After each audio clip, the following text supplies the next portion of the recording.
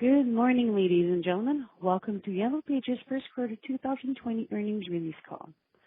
Today's conference call contains forward-looking information about Yellow Pages' outlook, objectives, and strategy. These statements are based on assumptions and are subject to important risks and uncertainties. Yellow Pages' actual results could differ materially from expectations discussed. The details of Yellow Pages' caution regarding forward-looking information, including key assumptions and risks, can be found in Yellow Pages' management discussion and analysis for the first quarter 2020.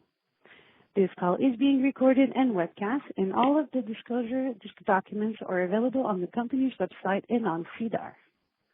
I would now like to turn the meeting over to Mr. David Eckert, President and Chief Executive Officer. Please go ahead, sir. Thank you very much. Good morning, everyone, and welcome to our first quarter analyst call. We're glad you're all here. We hope all of you are well. I'd like to start by making a few comments about our progress in the first quarter and our progress since then, and some of our announced intentions.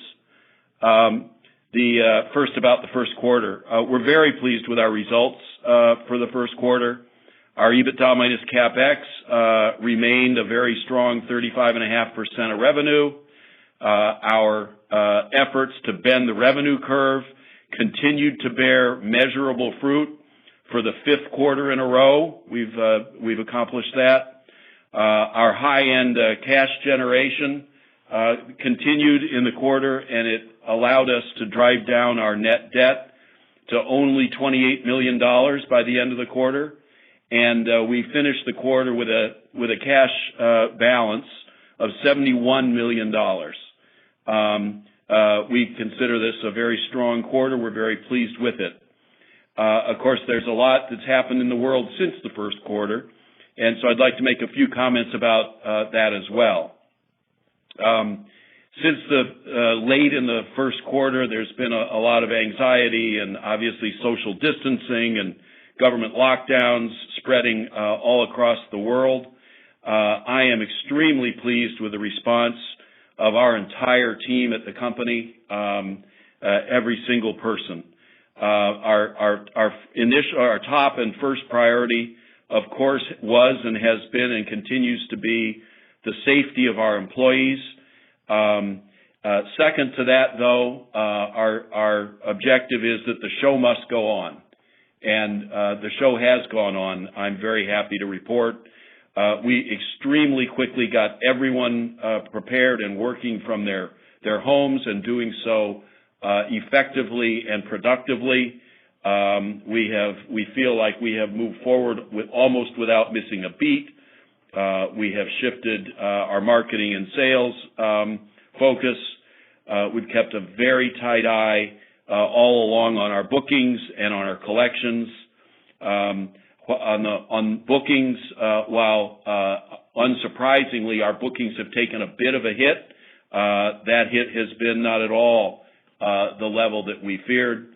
And on collections, our cash flow has continued I would refer to it as quite steady, which we're very pleased about. And I would say that as a result of the actions that we've taken over the last 2 or 3 years, we're in a very good position to weather this global storm. We entered this period with a very high rate of cash generation. We entered with a very low amount of debt and a low amount of debt service. We entered with accelerating momentum on the revenue side. And we entered with a very high cash balance. So far, I would say we are faring extremely well in this COVID-19 storm. As a result of that, our intentions, we will be formally declaring a quarterly cash dividend tomorrow after our annual general meeting of shareholders, as we had announced a few months ago, of 11 cents per common share per quarter, I believe payable on June 15th, although our Chief Financial Officer, Franco Shinamblo, will follow me in a moment and will provide details on all of this. We also are pleased to announce that we intend to double our monthly contributions to our defined benefit pension plan beginning in June of 2020 and continuing through the end of next year.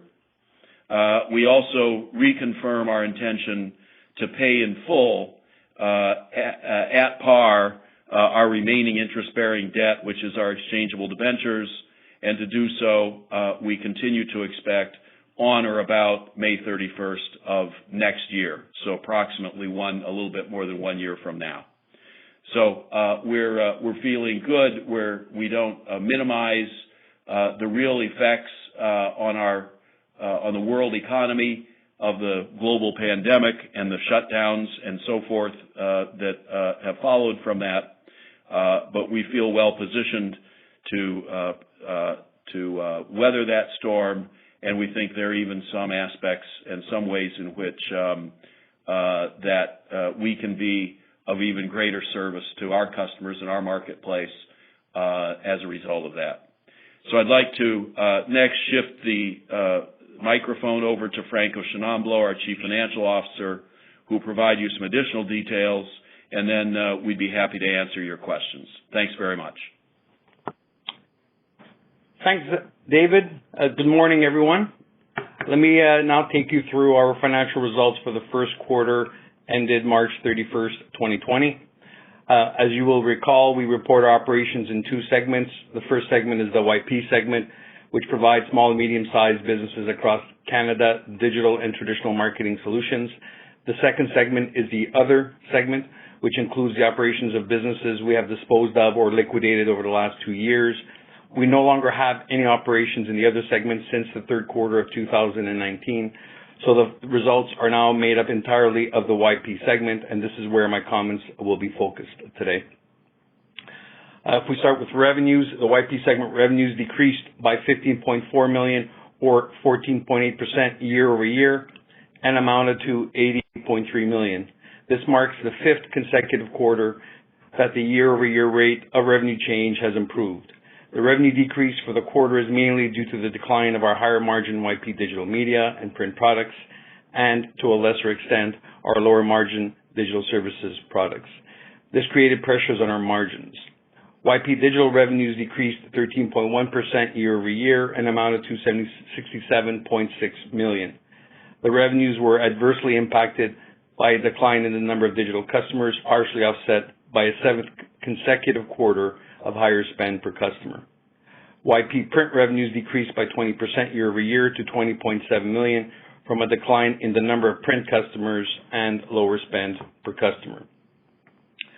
Adjusted EBITDA for the quarter decreased by $12.8 million or 28.2%, and the adjusted EBITDA decreased from 43.3% to 36.9%. The decreases were a result of lower overall revenues, pressures from the change in product mix, investments in both customer care and new customer acquisition, and an increased bad debt provision related to the COVID-19 pandemic. These impacts were only partially offset by our cost reductions across the YP segment.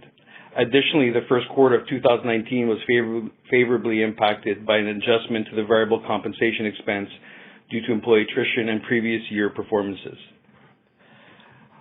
On adjusted EBITDA less CapEx, it decreased by $11.4 million or 26.7% to $31.3 million, mainly due to our lower adjusted EBITDA, partially offset by decreased spending on software development.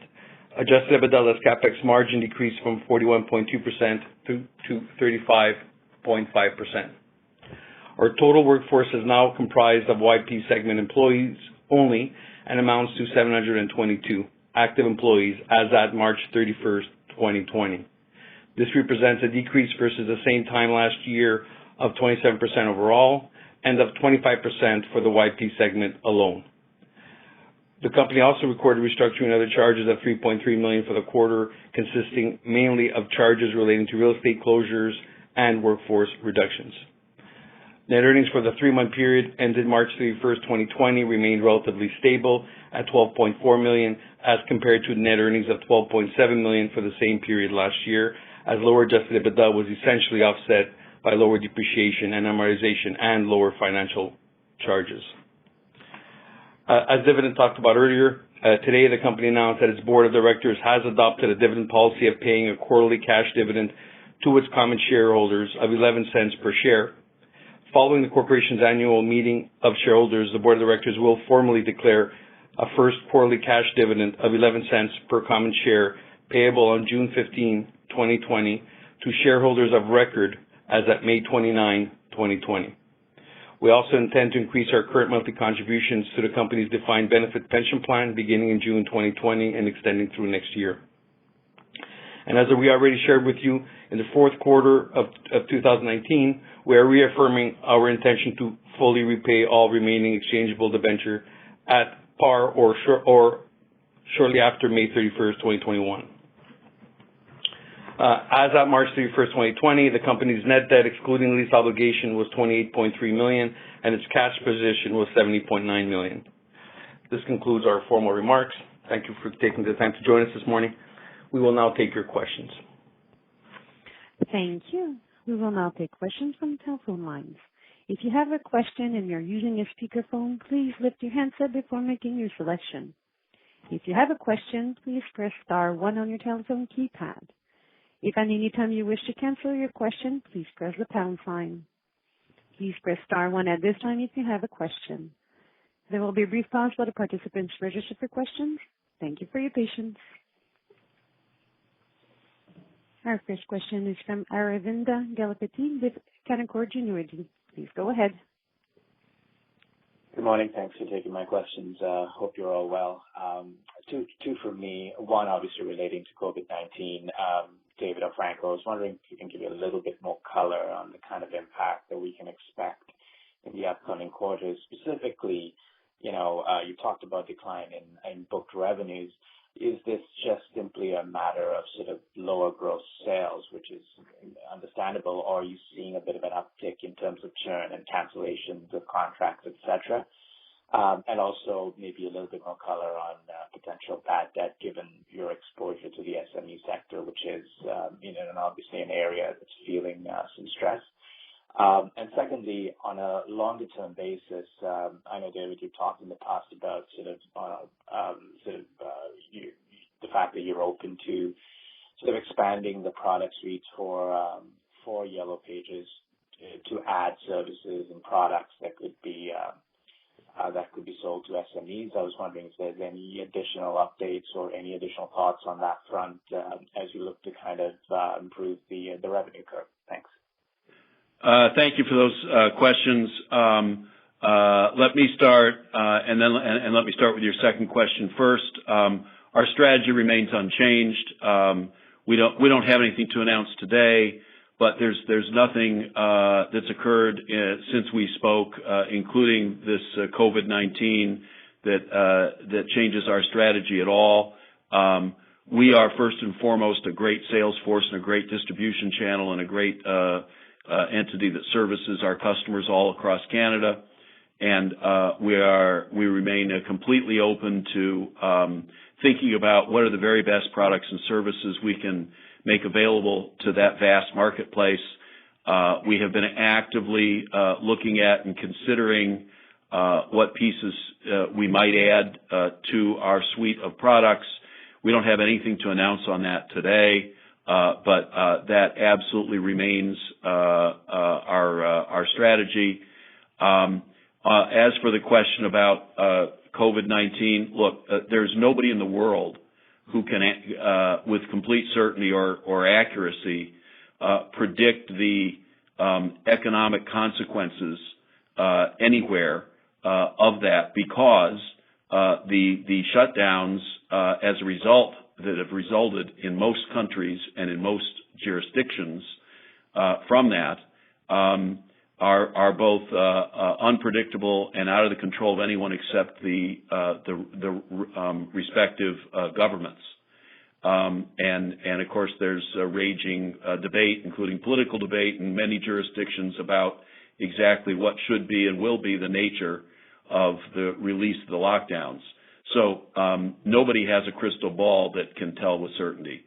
However, what I can say about us is that we have been pleasantly surprised by the two things that are, in my view, the indicators of how well that's faring for us. The most important in any business, of course, and what is causing, I think, so many businesses around the world to be in deep trouble and to fail is they run out of cash.